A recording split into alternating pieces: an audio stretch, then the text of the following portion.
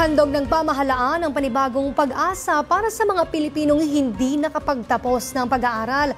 Kasunod ito ng pinirmahang bagong IRR kung saan maaari nang makamit ng mga kwalipikadong individual ang kanilang degree base naman sa kanilang karanasan at kasanayan. Ang detalye sa report ni Kate Renya.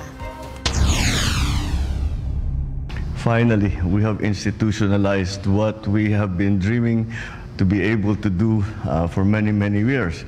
Iyan ang naging tugon ni Pangulong Ferdinand R. Marcos Jr. matapos niyang pangunahan ang paglulunsad ng Implementing Rules and Regulations o IRR ng Expanded Tertiary Education Equivalency and Accreditation Program o ETAP Act sa Malacanang.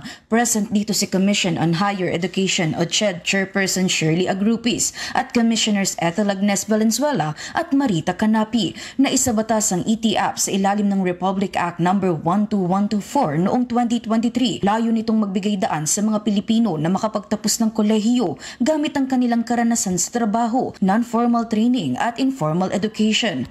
This law gives our fellows who were not able to finish college a second chance.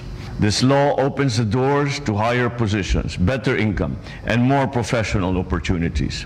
Batay sa IRR, ang mga aplikante ay dapat Filipino citizen, hindi bababa sa 23 taong gulang at may 5 taong karanasan kaugnay sa trabahong nais nilang tapusin bilang degree. Susuriin ng mga kwalipikadong higher education institution o HEIs ang kanilang kaalaman sa pamamagitan ng mga pagsusulit, interviews, skills demonstrations at portfolio reviews. Dapat ring mayroong level 2 accreditation ang state universities and colleges, habang ang mga pribadong paaralan ay kailangan may autonomous o deregulated status. Dagdag pa riyan, maaaring magtalaga ang CHED ng mga regional centers sa mga lugar na kulang sa access sa programa. Binibigyang linaw din ng bagong IRR na ang pagpapatupad ng ETAP Act ay isa ng permanente at fully funded national program. Samantala, hinikayat naman ni Pangulong Marcos Jr. ang bawat Pilipino sa patuloy na pag-abot ng kanilang mga pangarap. Para sa totoong balita sa Bagong Pilipinas, Kate Renya, Congress News.